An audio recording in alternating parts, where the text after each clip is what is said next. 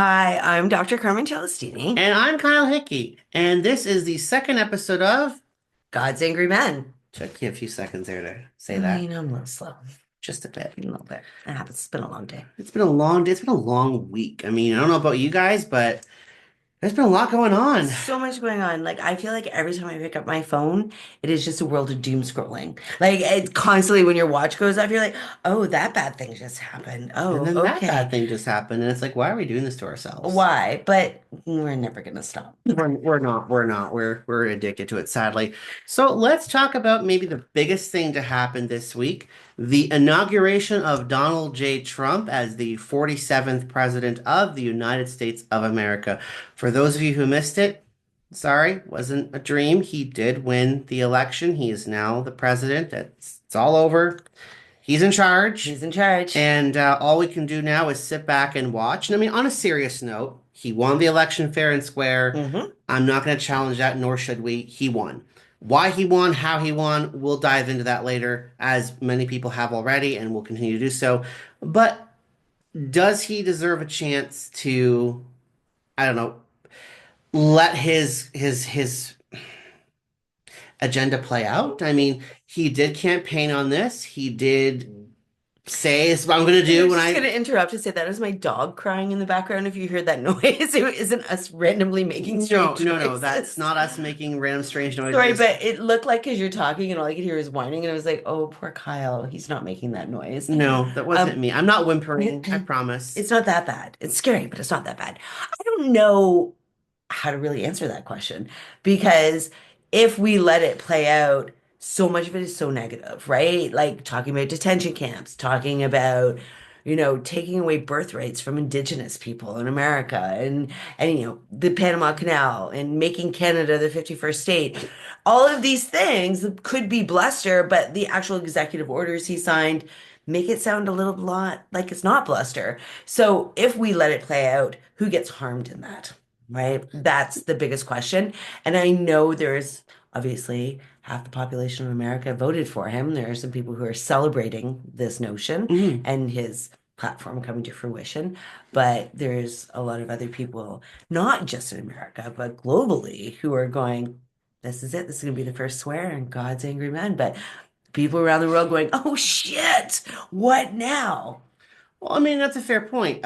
What now? What do we do from here? Like, I know in Canada, we're all looking at this as great. Our economy is probably about to tank. For those of you who are not from Canada or those of you who aren't following what's going on, our political situation is on fire right now. We have a lame Mhm. duck prime minister who's effectively useless at this point. I mean that in every Yeah, sense of the word. He's absolutely. useless. He has no authority, no power, no respect. Whoever's running to replace him, good luck to them because the minute they win the Liberal election, they're going to be thrusted into an election where they'll most likely face certain defeat. Hmm. And then that leads us to Pierre Poilievre, who is most likely going to become the next Prime Minister of Canada. We haven't seen a campaign platform from him yet. We're not going to see one for some time. Not until the election is Not until the announced. election. And it's one thing to be the guy who says, no, we don't support this, no, we don't support that. It's another to say, here's why you should vote for me. Don't vote for that guy. Here's why you should vote for me. He's definitely sold the don't vote for Trudeau or Liberals. I think that's evident by all the Yes. F Trudeau flags and what are they gonna I'm do with those flags after, by the way? That's gonna be fun. There's a lot of them the out same there. thing they did with the Let's Go Brandon flags. Oh God. I mean, okay, we got to get back to the Yes, let's get back inauguration. on track there. Back to the inauguration, back to the south of the border. So a lot happened during this inauguration, and one of the things that Kyle and I did not engage with, but I'm going to put out there just because I'm the conspiracy nut.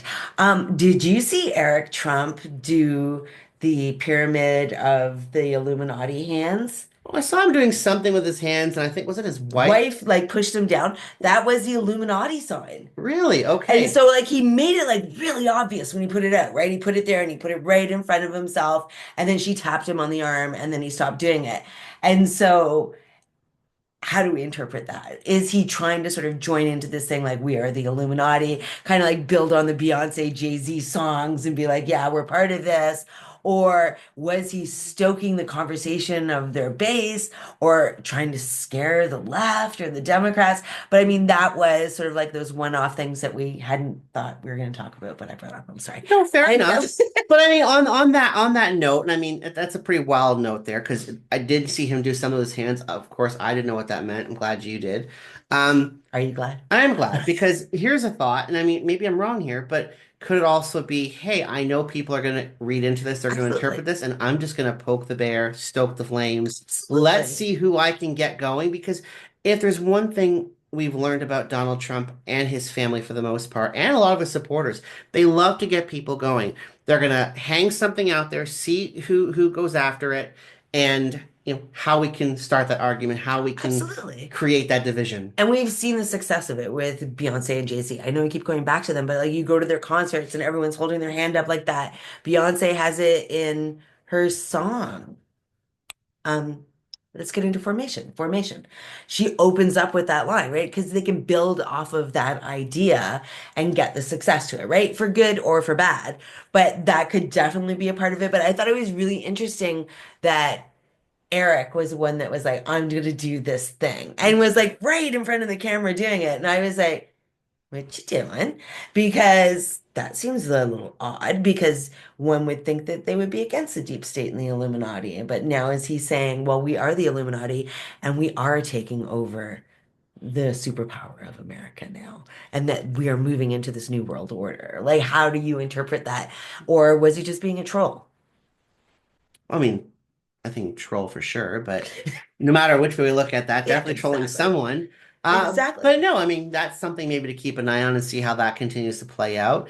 Um, Speaking of hand gestures, we can't forget this. Cannot. So during what can only, in my opinion, be described as a WWE level event, me being the wrestling nerd, Hmm. I mean, we took a traditional inaugural parade that goes across, Washington and the president views it and the public views it. Instead, due to cold weather, good luck with invading Canada there, but Exactly. I was cold just gonna say weather, that. they went into an arena, the Capitol Arena, Capital One Yeah. Arena, and they hosted this event that resembles like a WrestleMania, crowd going rah rah rah, happy to see their guy, their superstar, their champion come out, music, entrances. I mean, it honestly looked like I was watching a wrestling event. Except for the And music, because Carrie Underwood got blanked out there for a while, well, right? that was during the ceremony, Oh but yeah, I forgot that. but good point. Same thing.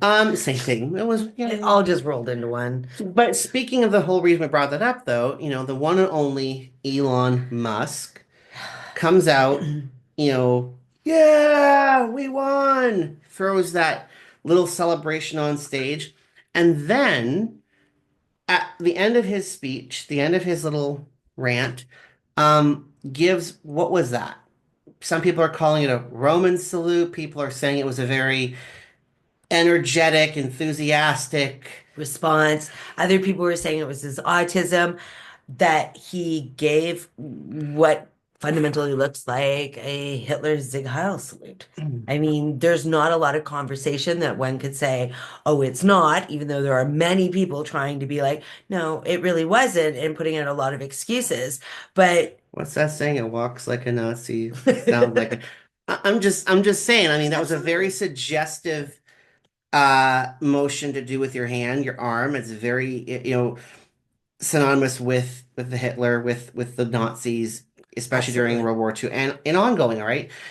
We've seen a lot of the far right um, use these hand gestures, these arms raising in the air as a way of provoking the left, as a way of stoking fear. Yeah, but if you remember too, and sorry, this just came to my brain, but It's after an he interesting won, and place. it really is an interesting place. In 2016, remember when the newspapers were all talking about this new term they had of the alternative right, the alt-right, Mm, which everyone who studies what I study never accepted that title because it's not alternative, it is right-wing extremism. But remember one of the meetings that they had with the people that they've been putting in the Washington Post and the New York Times, he was at a meeting and did the same thing as Zig Heil. Like it was a celebration right after Trump got elected. And other people in the room did the same thing. And it hit the news. It went up for like 5 minutes and then it went down and it was quiet. But this one's not going down quietly.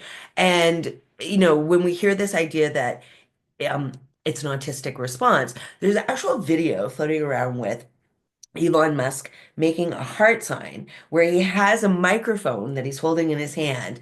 He makes a heart sign with his hand with a mic in there, sends it out there to the people doing this thing. And so we're like, well, if you could do that when you're holding a microphone, you're super excited. Oh, what was this hand gesture you did without holding a microphone? I mean, I don't know. I've met a few autistic people throughout the years, and I've never had any of them become so excited that they, give me this sig hail salute. No. I've never had that. I don't know if that's what he did. Obviously, it looks like that. That raises a lot of questions, but now And he's trolling people with this. yes, There's a Twitter post today from him, where I think you have it there. I do. I'll let you read it. Okay, so this afternoon, so we've had all this conversation about was it a Hitler Sorry, salute? X post, not Twitter post. I Ex forgot that post. it's long since changed under his ownership. On his own account, he tweeted, "Don't say Hess to Nazi accusations. Some people will Goebbels anything down. Stop goring your enemies." His pronouns would have been he, Himmler. Bet you did not see that coming. So Dear he God. pulled out all of the leadership, other than Hitler himself, of the Nazi party and made a joke out of Did he it. not follow Hitler? Maybe I missed No, it. there was Oh, okay. Himmler, Nazis, Goebbels, Hess, and Goring. So, and I mean, obviously awful because these are despicable, horrific, evil people who, should be burning in hell right now, and even that's too good for them. Um, this though just seems to be, you guys are reading into this, you the left, you the woke, you the liberals who were opposed to us. Again, hanging that red meat out there. Go ahead, come at it. You know you want it. Does people attacking this, does that not feed into what they're trying to promote? Is this not I mean, what do we make of this? I mean, it's aside a from it's a double-edged sword because when he did, I'm going to call it the salute. I'm going out. I'm going to do it. I'm going to do it. This Roman salute idea that he's been trying to promote is crap. I had to think okay, about what term I wanted to use there. There crap was seems to be the scientific term here. There wasn't a Roman salute. There was a painting at one point where there were Roman gladiators and Caesars and leaders who had their arm up, but no one really knew what that was. There wasn't any history of people wandering around giving this Roman salute. Now, that was picked up by right-wing people in Italy, most importantly picked up by Mussolini. So Mussolini would use the one arm up, Sig Heil Mut, and then Hitler was like, "Oh, that's cool. I'm going to adopt that myself." And so then it became part of the Nazi salute with Mussolini. So Roman salute, not a real thing. Second of all, if when he did it, the ADL came out and made excuses for him. So if the Anti-Defamation League is saying, well, we can forgive this. Can you forgive this? Because this is a very offensive joke. And is it pushing the limit where this idea of free speech that they're always talking about, that, their speech is being censored, that they can't say the things they want, that it's just a joke? Is this pushing it to make Nazism and salutes and references to leadership of Nazis something that's part of mainstream, just like the Well, alt-right after his first one? and it's funny you mentioned free speech there because obviously free speech, as long as you support me, and if you don't support me, then Yeah. no. You see people who've spoken out against Donald Trump. One of the generals, the former chairman of the Joint Chiefs of Staff. By tradition, their portrait hangs in a hallway in the Pentagon, and his portrait was taken down. Uh, Oh, I didn't hear about this. yes, so I think it's Mark Milley. Miley? Miley, Yeah. I know I'm not pronouncing that right. I apologize.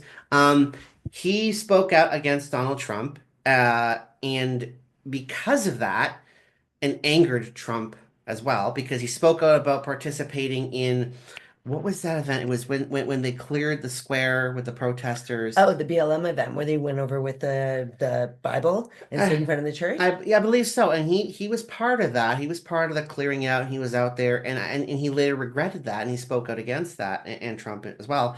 And because of that, speaking out against Trump is no, you can't do that with him. His portrait was taken down, and there's pictures where the wall where it was on, they've spackled and painted over the holes. So that portrait's probably not going Oh up my gosh. anytime soon. It was unveiled maybe I could be wrong here. I think it was unveiled a couple weeks ago in the closing days of the Biden-Harris administration. Um, I don't know if that was coincidental, the timing of it or not, or if that's just how long it takes to do Didn't a he? portrait, but it was taken down. There's video, there's photos of it. Look into it. Yeah, it Did happened. he not also take away the Secret Service protection from Miley as well? I don't think Miley had Secret Service protection, but John Bolton did, Oh, John Bolton. Yeah, the that's what I'm thinking of. the Yeah. former national security Yeah. advisor who later spoke out against Against Donald Trump. Trump as well. And let's be honest, he was not a fan of the Democrats or Joe Biden. He spoke out Nope. against Joe Biden and his national security policy and foreign policy and every policy. Very much so. He was on television programs, news programs. I think he wrote some books. He has said a lot of things against Biden. However, Biden never once pulled the security because he was being threatened by people in Iran. Um, and the threats were significant enough that the Secret Service and the government felt like, hey, he needs protection. Now, I don't claim to know the ins or outs of how they determine who needs protection or not, but I'm pretty sure it's a robust Yeah. process. And yeah, sometimes they evaluate, the risk that exists, and maybe it's Hmm. time to take that away. But is it a coincidence that Donald Trump becomes president again and a mere 48 hours, 72 hours later, it's pulled? Probably not. Probably not. Then again, nothing is coincidence, I think, in Trump world, but No. hey. But I mean, that leads to something else that we need to discuss. So, Trump's executive orders. So, there was a flurry of them, and many of them he actually signed at that Oh arena yeah, made a where, like, a big big show of show out of it, it. threw the pens out to the audience and cheered on, with ending birthright. Yes, detentions closing the border are saying that it was an emergency from the invasion at the National border. emergency. And these national orders started coming fast and furious and continued to go throughout the night and the next day.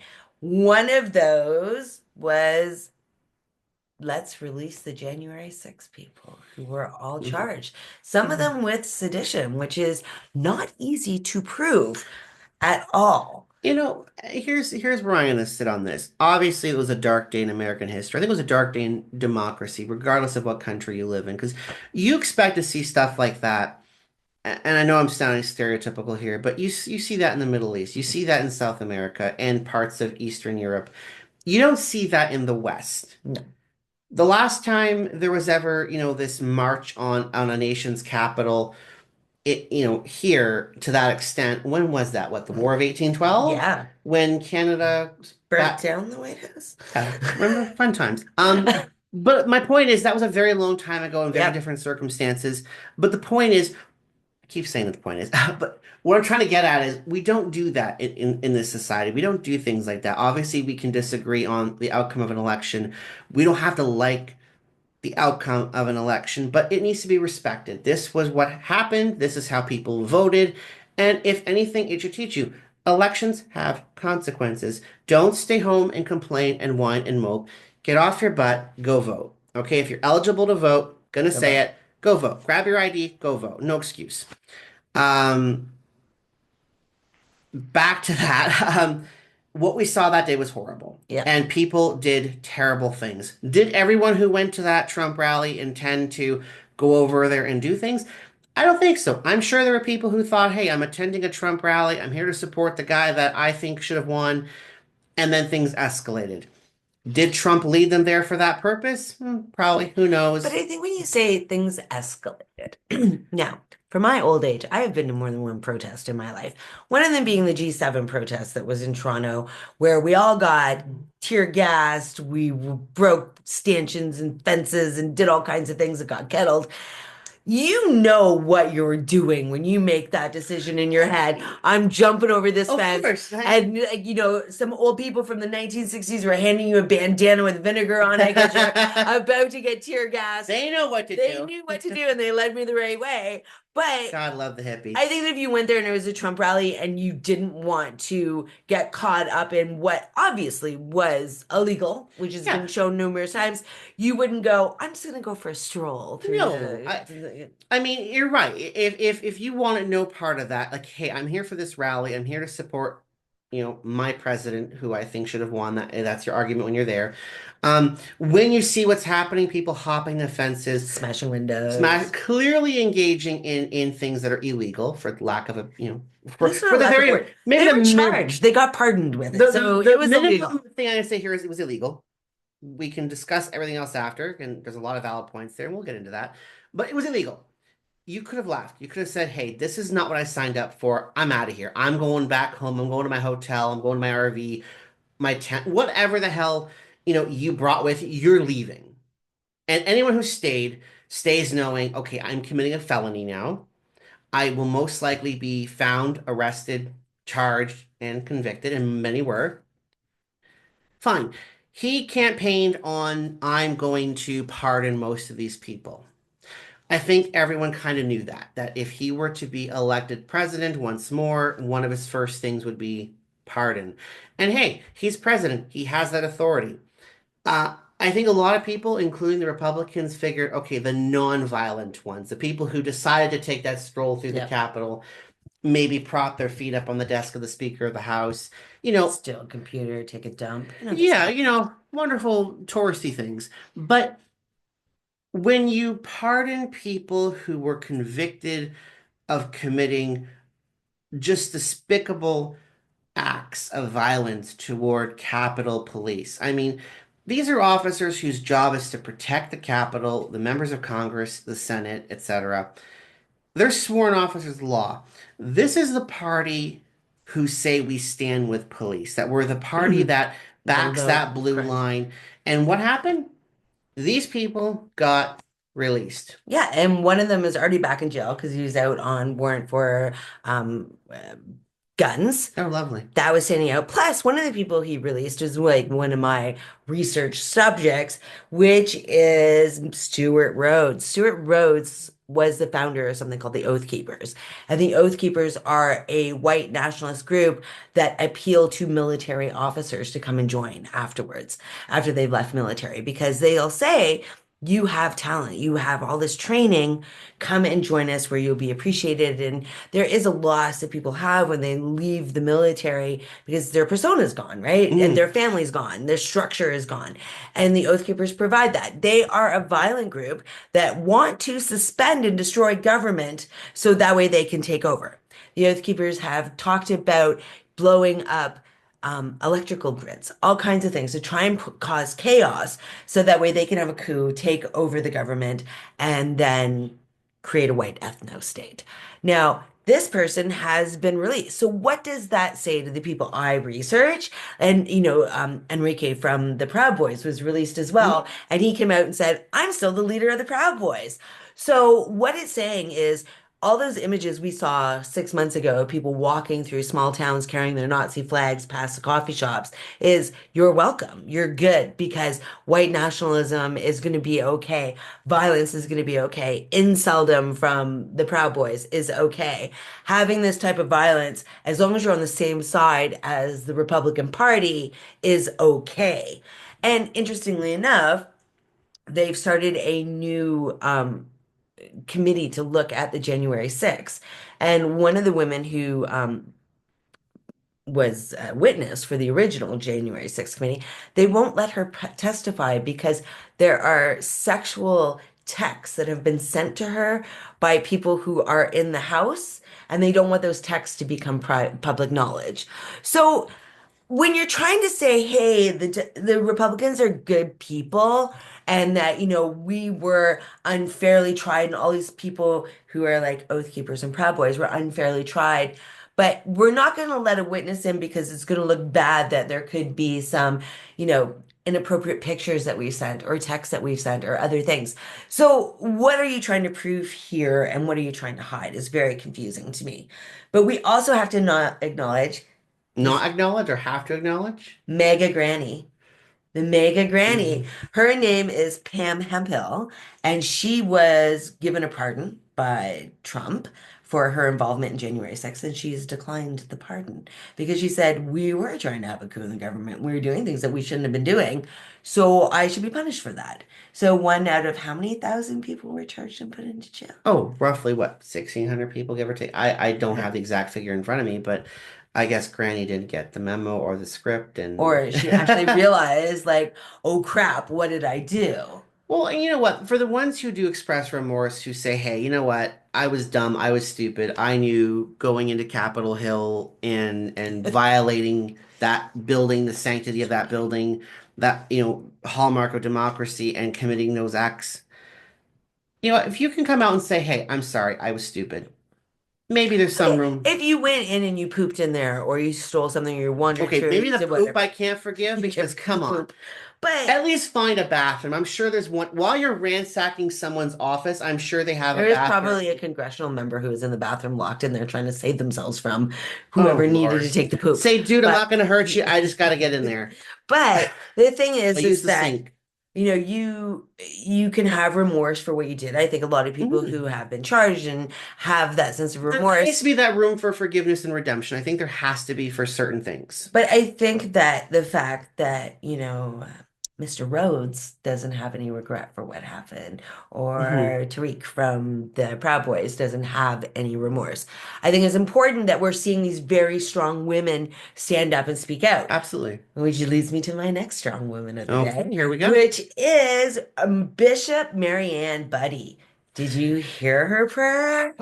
Yeah, I mean, she was part of the interfaith service in Washington that takes place the day after the Mhm. inauguration. That's one of the final events of the presidential inauguration is, after you party the night away celebrating your victory and being sworn in and at the balls and all that, you wake up super early in the morning to go to this church service where various members of various faith will go up and give some form of a Mhm. sermon. Hers was particularly interesting because she used that moment to draw attention to the issue with transgender, gay, lesbian, bi. I believe she touched on the migrants and, Migrants and and immigration. immigration. So she used that moment to ask the president, and I don't have an exact quote here, but basically show mercy, show kindness. These are people who are afraid and concerned and living in fear at the moment.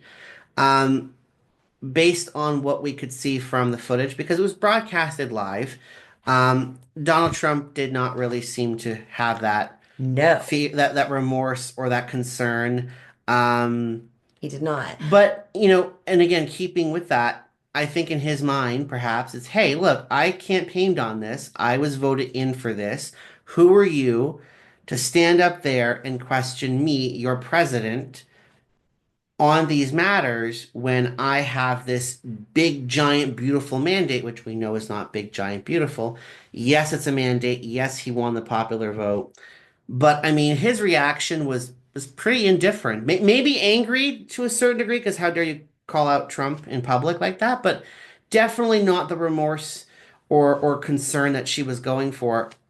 And a lot of Republicans came out and said, she picked the wrong time to do that, that she should have pulled the president aside and said, grab him by the hand and, Mr. President, I beg you, show mercy on these people. They're afraid. You know what? I disagree with I that. don't think that would have worked. I don't think that would have worked. I don't think he could care at all about that. Nope. Um, I think again, his view is I was elected to on this platform and I'm going to do it. Um, I'm actually, I know I look like I'm on my phone, but I am trying to find his actual response to it because it was, we didn't she prepare for that one, did we? I didn't, but it just came up while we were talking. I was like, I should do it. But he was talking in his post. I'm not going to say it verbatim or quote it, but he said that the sermon was boring, that it was woke, that Mhm. it was inappropriate, that it shouldn't have been, that this minister was full of wokeness and was trying to bring religion into politics, or woke religion into politics. Funny that, because God's Angry Men, we got a title for a reason. But Fox hosts have been calling her out. Other religious leaders who are very on the Christian nationalist, Donald Trump side, have been calling her out. And Trump demanded an apology from her. And she was like, held in the no, I'm not going to apologize. Because I think that is one of the things that we need are the people who stand up very publicly and don't go wandering over and grab the president's hand and say, I think you should have mercy. I think it is a call for mercy to everyone because it's not just his act, right? Or his executive order. It is a response to the American people as well, Mhm. right? Because we're all seeing across my social media is a special place. But Oh, discreetly. The algorithms are fantastic. But on the left wing people who are there, they're all saying, well, what to do if ICE shows up? Or if you're asked any questions, you know nothing, right? We're going back to the know nothing party, against the Freemasons back in the day, where people are saying, you know nothing, trying to save people. Calling for mercy is something historically when we've seen dictatorships, or dare I say it, even during dun, dun, dun, dun, Nazis in World War II, there were individuals like Bonhoeffer who stood up and called out and said, we need mercy and like what you're doing is wrong and who we are as human beings. So we do see these very strong women taking stances that are really important. Out to my sisters, absolutely. But we've also seen international reactions to some of his executive orders. So Trump did a recorded video for the World Economic Forum, which I'm going to have a side note is fundamentally the company or organization that is behind the Great Replacement or a Great Reset conspiracy theory. There's this belief that the World Economic Forum and Klaus Schwab planned the COVID pandemic so that way they could lock us down. We would all be own nothing and be happy. We've seen this happening in fundraising quotes from our own Pierre Poilievre. But today, Donald Trump went and spoke to them, and he talked about Canada and tariffs and being Mhm. about a state. And Kyle actually told me about this today, so I'm going to let him take this one over because he read it. Well, I read into it, and I mean, he's going off the same script he's been going off for the past, several weeks, saying that he's going to tariff Canada 25%. He says that he doesn't need, the US doesn't need our lumber, our cars, our energy. And maybe that's true to some degree. I mean, I haven't looked at the actual statistics, but obviously the US economy is a lot larger than ours. So, and we export to them more than they export to us. Um, his statement was become a state. We won't have to have tariffs if you just become a state. It's almost like submit to me, bow to me, do as I say, and you won't be hurt.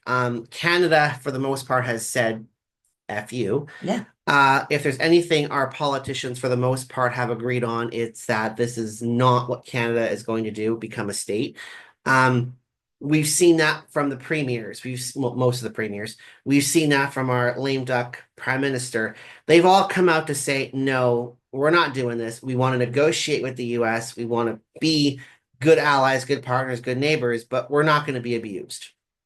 Now, does that actually occur? Do we stay united-ish like we have been so far, and go to the table and come up with some sort of a deal? Because right now, the belief is come February, these tariffs may be implemented, and for however long this trade war goes, because Canada has said we'll do a dollar for dollar retaliation, most likely targeting states for senators and congressmen who support Trump. Keep that in mind. You'll see where Yeah. those tariffs Yeah. get picked.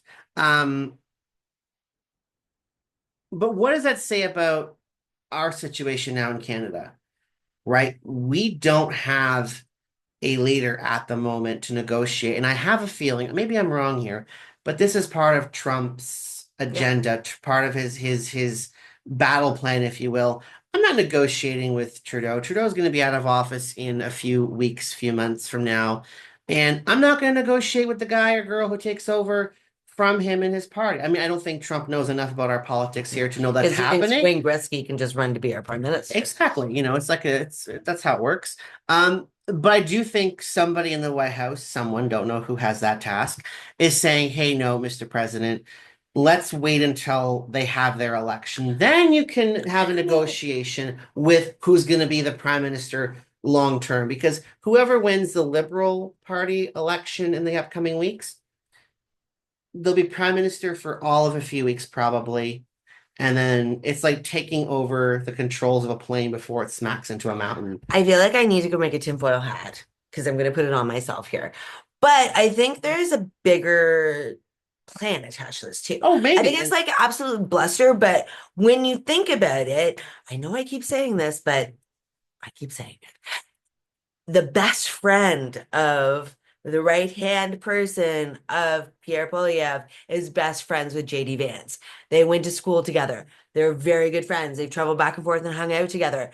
when that is happening, if you know that sort of thing, like when Reagan took power and suddenly prisoners were released from Iran, and Donald Trump takes power and suddenly the hostages and Hamas have been released to Israel. Well, what about if suddenly Pierre Poilievre becomes the Prime Minister of Canada and all these tariff threats disappear because now we're best friends? We've got a deal that's already set there. And this is just something to get Canadians because we're going to feel the heat economically Oh, for sure we'll feel the until heat. then. And if we have a populist leader who suddenly says, "Well, I solved this problem and we don't have this problem anymore," that gives Pierre Poilievre even more power in Canada. Well, we've talked about this, what we've kind of seen from this trade war, these comments back and forth. You're seeing almost a rise of the maple MAGA, if you Oh will. God, Like yes. we're seeing that nationalism kind of seep into Canadian politics. You know, what would you say on that? What was your thoughts on that? Aside from the hat that Ford wore and sold out, and I mean, I'm not gonna lie, I thought the hat was kind of cool, Okay, but but the first thing I thought was, oh, Canada first. I won't sell my country to your rich friends, only to my rich friends. I mean, I think inappropriate, but I'm going to do it because I'm that girl. You can't suck and blow. You can't say I'm going to give it to my rich friends, wow. but not your rich Dear God, friends, I did right? not see that coming out of your mouth, but all right, I'll just be adorable for a moment. okay. Um, but I mean, you can't, right? And I think that we're seeing this rise in Maple Mega, but we've been seeing it for quite some time, right? Mhm.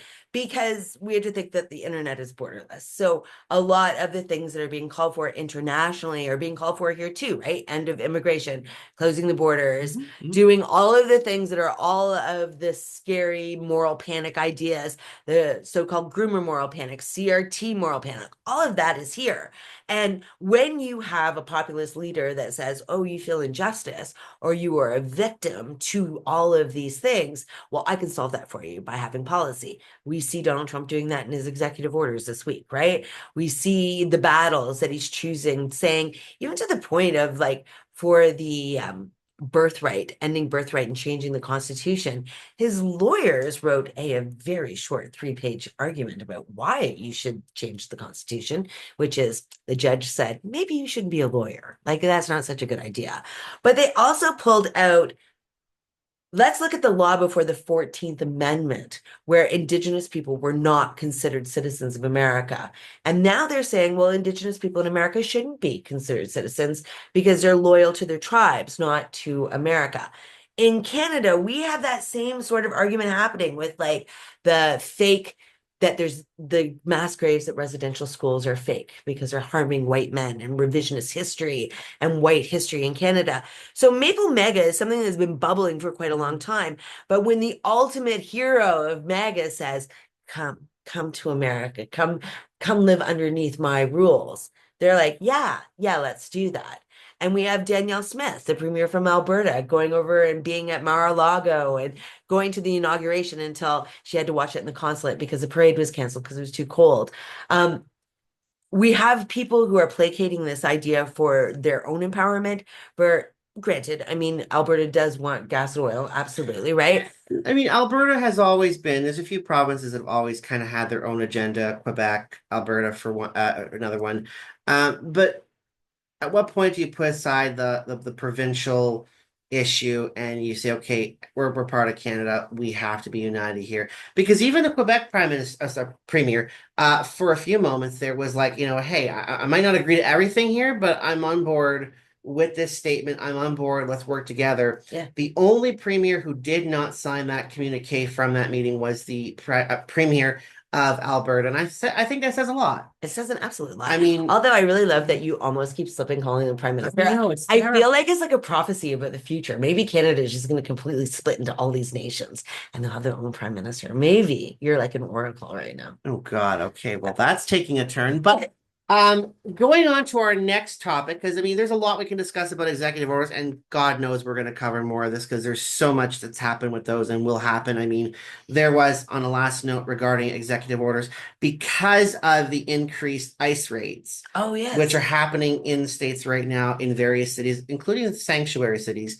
You've had the mayor of Newark. Newark, New Jersey, come out and say that there was a raid that took place today, and rounded up in this raid was, a U.S. citizen, an Army's Veteran. veteran who, was forced to go through the indignity of having to prove he's a citizen, prove that his records were real, his military medals and service was real, and I think that's wrong. No, it's absolutely wrong. And Can we not enforce the law and have some respect to it? I know the argument will be, look, the people that are in the states illegally obviously are disrespecting the country by being here illegally and not following the rule of law. I can get behind saying, you need to be in the country legally, you need to follow the law. But can we not enforce this with some humanity, with some well, how are they making the respect? decisions, right? Was that person who was a veteran, were they a person of color? Were they somebody who Exactly. were Hispanic? And is that why they got called into the dragnet, right? But there were also ICE arrests in Boston. Yeah. There, people are actually not going because they changed the rule that churches, hospitals, and schools are no longer safe zones, Yeah, right? because So people's kids aren't going to school. People who are sick aren't going to the hospital. People who would go to church aren't going to churches anymore because there is this, they're also not going to work. And so people, that is going to harm the larger economy. People are scared. They're not going to go out. And when we see this, it's not just scared. I'm not trying to make this a smaller issue than it is. It's not just people who are illegal or people who are undocumented who are in America who are now feeling this. If a military veteran was questioned about his papers and it wasn't accepted, are people who are Hispanic or people who are of color or people who are BIPOC, are they now going to be living in fear that they're going to be arrested and detained and just simply by who they are? Well, and again, I think that fear already exists. We've seen that in various other conversations about race, about relations with law Absolutely. enforcement. And that's a deeper issue, and we're going to get into that at some point. I know we will, but it's something we're going to have to watch because this Absolutely. is going to, I think, get bigger than what it is now with this executive order, with ICE taking this new aggressive approach. Like you said, they're going into schools now. They can go into churches and hospitals, places they traditionally avoided over various presidents, not just Biden or Yeah. Obama, but even during Trump's first term, they avoided it. George Bush, for the most part, avoided it. There were certain places they felt like, hey, we want the guy, we want the illegal immigrant, we want to take them out of here, but we're not going to cross that line. That line is gone now. So let's see how that plays out. And I And think we need to see what happens with the detention camps because what are oh, they going to do with all these individuals, right? So when you are an American citizen, you're going through your town and suddenly there's a detention camp, where do you draw that line? Where do you go, oh crap, here we are. So speaking of, oh crap, here we are. Kyle and I came up with this idea that we wanted to really look at God's angry man. So we've decided that we're going to do a segment each week on one person that we are going to make this week's God's angry man. Somebody who's done something or is over the top that has religion attached to it.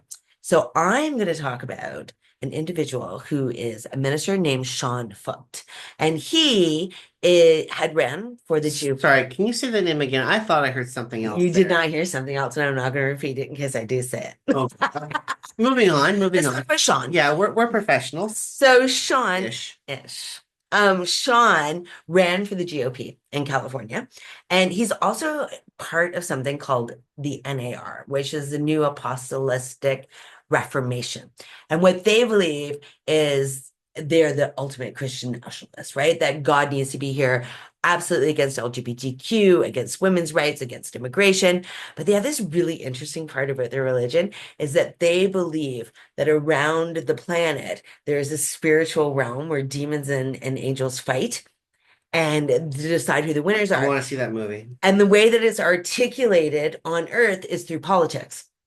So very much support Maloney in Italy, Hungary, the person in Denmark or Norway starts the W.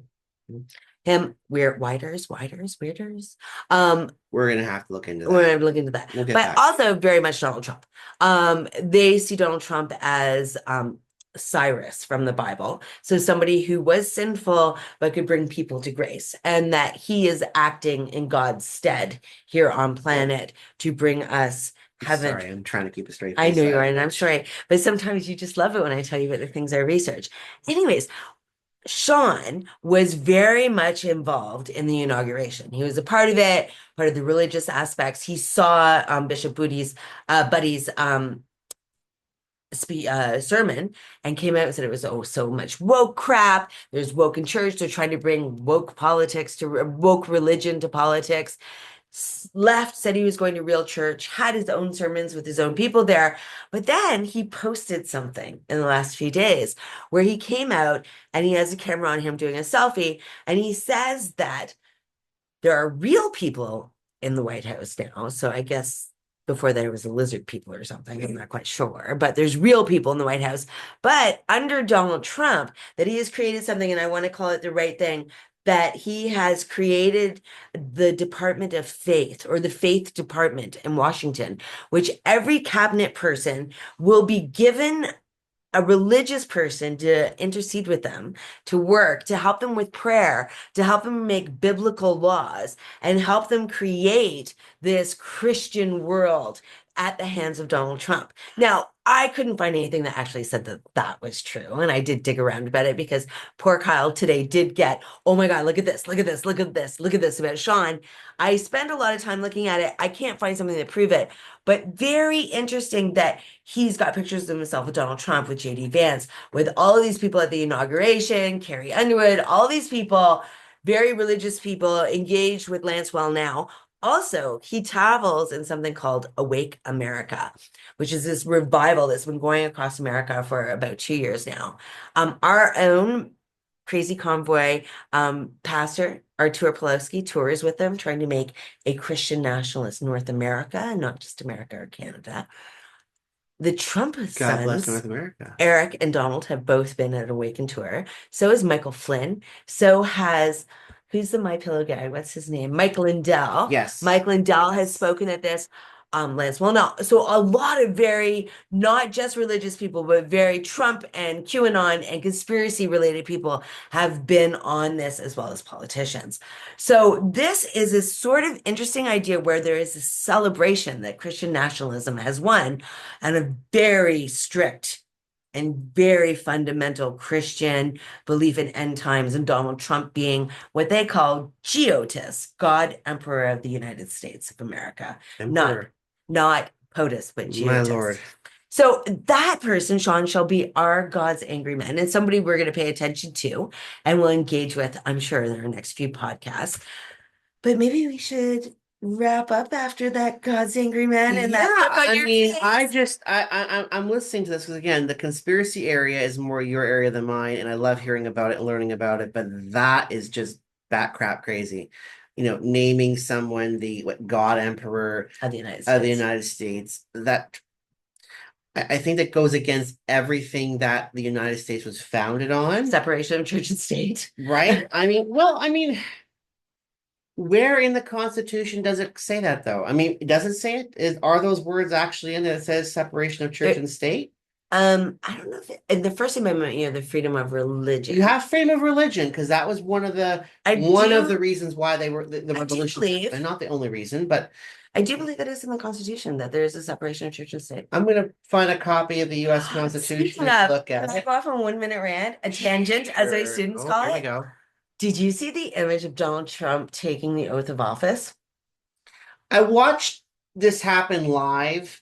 You know, it was a very difficult day, Did you but see where his hand was? I didn't notice it. Not on the Bible. What So is it? Melania Trump was holding two Melania. Bibles for him to put his hand on, and Donald Trump had his hand down to his side and Really? taking the oath. He did not put his hand on the Bible. So my conspiracists have some theories about that, which I won't get into because that'll take 10 minutes. But interesting enough, where religion and ideas about Project 2025 and all these things play such a role. And this idea of bringing Christianity back and traditionalism, and he didn't put his hand on the Bible. I mean, I'm not surprised by any means. Well, maybe I am a little bit because the visual of that would be something that the extreme right would put on another flag. I've seen some Trump flags out there. They're quite entertaining. The Rambo one Right. fight. And I'm not trying to attack these people. They obviously have very deeply held beliefs, and they feel that this guy is the one who's going to champion them. Why they think that is beyond me. We're talking about a man who's, you know, twice divorced, Cyrus, cheated on. man of sin, but will bring grace to the nation.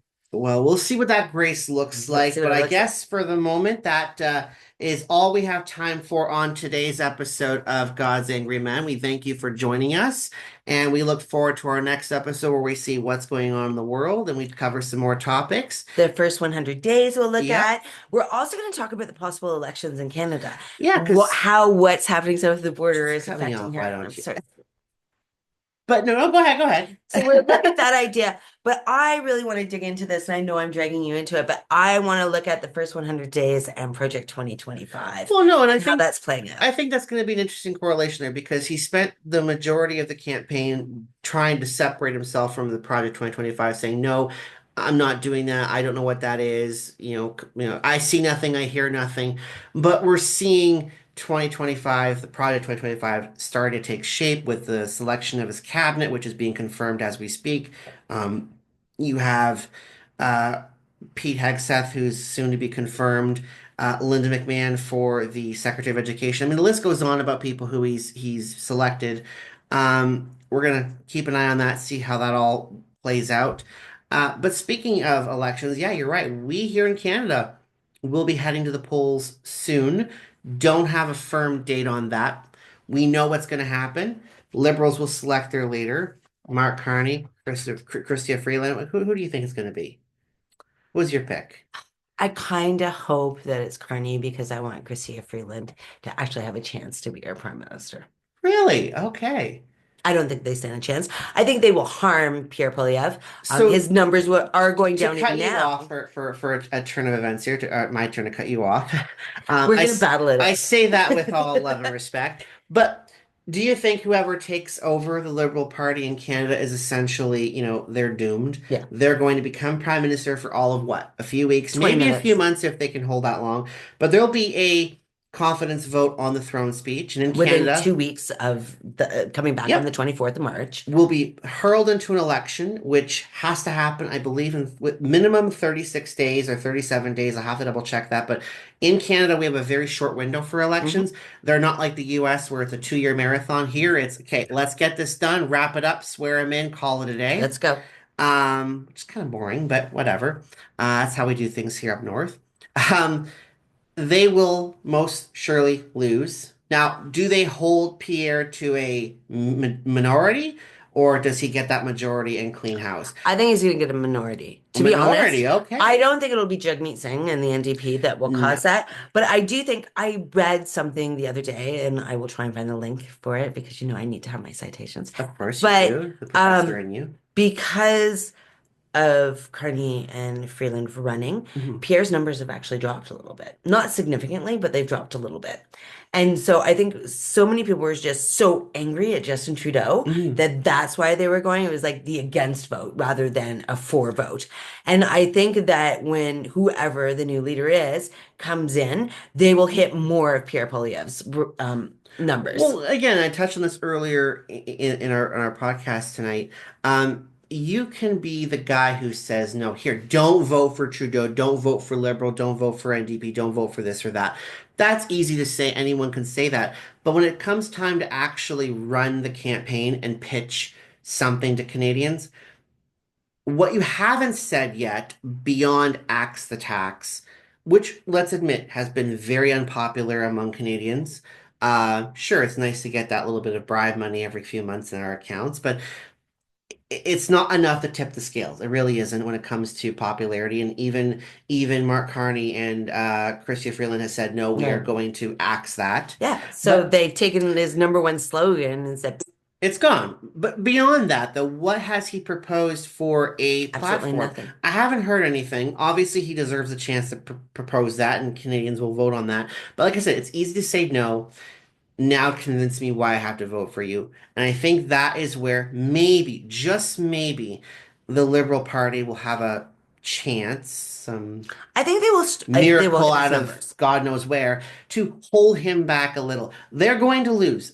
they're gonna take their punishment. They have messed up things far enough, for far too long under Okay, Trudeau. I just want to say that we do have the highest return to our GDP after COVID, and our inflation levels are low. So I don't think we would just want to paint this picture that Trudeau No, messed up no. absolutely everything, because there are some really damn good things. He's kind of like our Biden right now, where Okay, he's just and getting hey, trashed. and I love Joe Biden. I think history's going to look back at Joe Biden and see that, gaffes aside and things that didn't go right aside, he really was a good president who really, was given a raw deal. Things just did not go the way they should have gone, or they took longer to materialize than people wanted.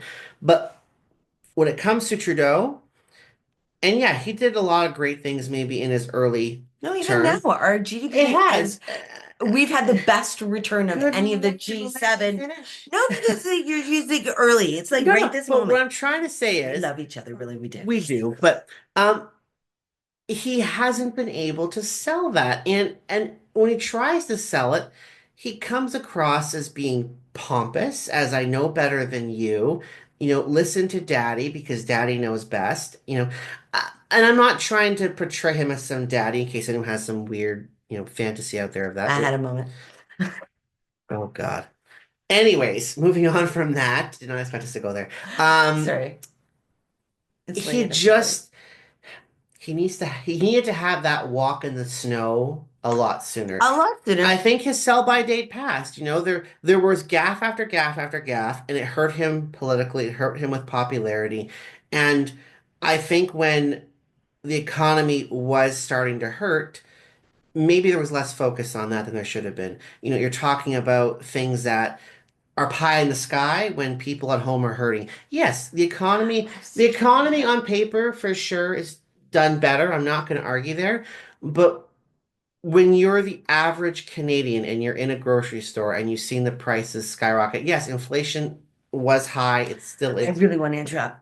Go. Okay, go. Just do it. I know it's killing you here. Go It's ahead. killing me because, quite honestly, Pierre Poilievre has said jack shit about the economy and what he's going to do. It's like Donald Trump saying, Hmm. day one, the egg prices are going to go down. And today, Oh, they egg haven't. prices are the highest they've ever been in America.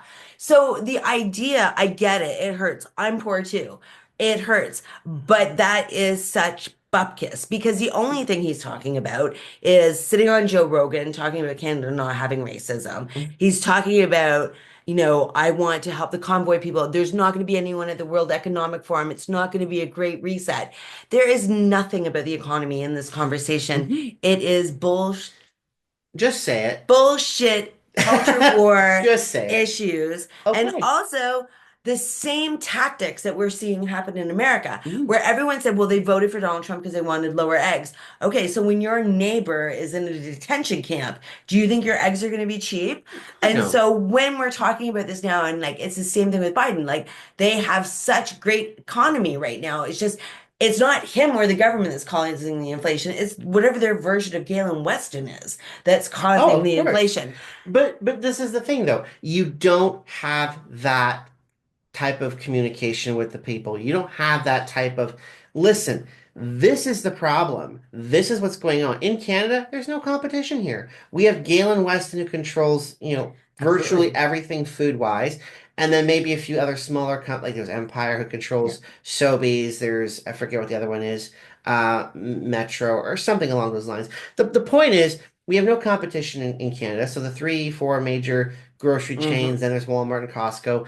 Um, we're kind of stuck here. The States, there's more competition there than there is here. But they're still having skyrocketing They profits are. And inflation, yes, inflation has started to come down. We've seen that. It's not as high as it was over COVID. It's not as high as it was over the pandemic, but the prices haven't come down. because of corporate gouging.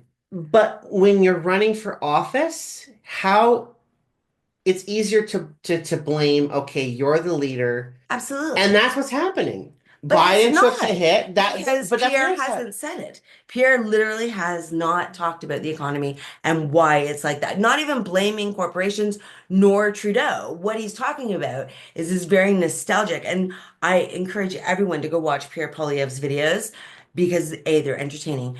B, he creates this narrative of this story of this very nuclear family of one man, one woman, and their kids in this lovely sedan who are driving past her white picket fence, and they're going to school, and everything was beautiful like it was in 1950s. Very Leave It to Beaver. Very and very traditional and very all of these things that really speak to an audience of people who are looking for traditionalism, who are looking for anti-immigration ideas, who are looking against these conspiracy theories and hold into them, where there isn't, when they actually ask him, like, what is your platform going to be? He says, oh no, I'll tell you that when an election's called. So very much Mhm. a populist response where I allow my base set and I will send them out conspiracy theories and I'll send them out lies and make surveys that are ridiculous to talk to their grievance issues and to what they believe is victimizing them, but never really give a real So, solid answer. to kind of dumb that down a bit, it's basically I'm going to paint them this very happy version of Canada that, they long Nostalgic. for, nostalgic. I'm not going to give them any details about how we're going to get there, how we're not going to get there, but I'm going to leave it to them to continue to let this idea fester. And then they're going to be so angry with the way things are now, it's almost a take my money, take my visa, take my vote. Yeah. Well, think I don't about care how you want to do this. I want your vision. Details be damned. absolutely. And if you think about what are the issues that are very similar to Trump in America are happening here, right? It is young Gen Z men who are listening to very masculine ideas, who feel victimized by society. And if you go to Pierre Poilievre's X account, he will post something, and the mediated racism that's in there about anti-immigrations, deport everyone, do all of these things, end feminism, close down the universities, they're indoctrinating our kids. All of these ideas are never erased or ever deleted from his account. Hmm. It's all there. And then he reiterates and uses the same words and the subtle things that I'm going to use you as an example who's not a conspiracy theorist to be like, well, that seemed a little odd, and then just move on. But to that masculine, very conspiracy group, they're like, oh, he gets us. He understands. Hmm. And so he doesn't need to. And when you talk about nostalgic ideas, and all of his stories are nostalgic, what that is nostalgia. If I asked you, would you want to go back to 1950s Canada? And as someone your age, you could be like, yeah, but you weren't alive. What the hell do you know No, about I have 1950? no nostalgia for 1950, No, you do. aside from what I've seen in movies and read in books. But I get what you're saying. You're like so much younger than I am. That is something that you can't. I wasn't alive in the 1950s, dear I God, was no. just gonna say. But you weren't alive. The people who pine for this idea. Pierre Polyev wasn't alive during this No. era that he's trying to create. Because nostalgia isn't about pining for something. Nostalgia is a criticism of today. And Mhm. so this idea of feminism is taken over. Well, where wasn't feminism in that era? Immigration is so high and demographics look different to me now. When wasn't it like that? 1950s era. And so when you have someone who's sitting in his cabin touching the wood going, it's tradition. This is what Canada is. We're unity and tradition. That means nothing. Those words are words, but they hearken to something for these individuals without any type of policy whatsoever. It's just a culture war, fear-based issue. Well, I think we've about I'm beat. sorry. No, that's okay. That's okay. I'm You're sorry. forgiven. I'm sorry, Well, Kyle. no, no, no, no. This is the great thing about these type of conversations is we can go back and forth. We can learn something from each other. And I Absolutely. think that is what's wrong with society there on a closing note is we have gone away from that ability to come together, have a conversation, maybe not see eye to eye, maybe not understand each other completely, but whatever happened to Let's walking talk. away from the conversation, let's talk. I'll learn something from you. You'll learn something from me. We'll both walk away having learned something and maybe understand the other person's point of view. Meeting people where they are versus Absolutely. forcing them over to my side or your side, because that is not how you're going to win an argument. That is how you just create more division. And that's not what But we're trying to do here. now we're kind of ruining the podcast because I think like everybody just thinks that I'm going to jump on you and tackle you like your little wrestling Oh thing. dear Lord. Listen, if this was a real wrestling match, it was WWE, you'd have been pile drived or tombstoned through a I don't table know or a what any of those mean. chair, like Undertaker style. We're not going to get into this We're not going to because get into it, I but mean, I could get into this, but I'd bore her to tears. So, I think that's a good place to end it for absolutely. tonight. Thank you so much for watching this episode of God's Angry Men. We'll be back soon with another episode where we'll tackle more topics of the day and And a new God's Angry Man a segment. new God's Angry Man segment. And we look forward to bringing that to you. So, from both of us here in our humble little makeshift studio, we are working on that. We know that that's something that some people have brought up to us that we have to tweak, and we promise you we will. It's a work in progress. But from both of us here at our little studio, we thank you for watching. Have a great evening, a great morning, wherever you may be. I'm going to shut up now. All right. Thanks. Bye. Bye.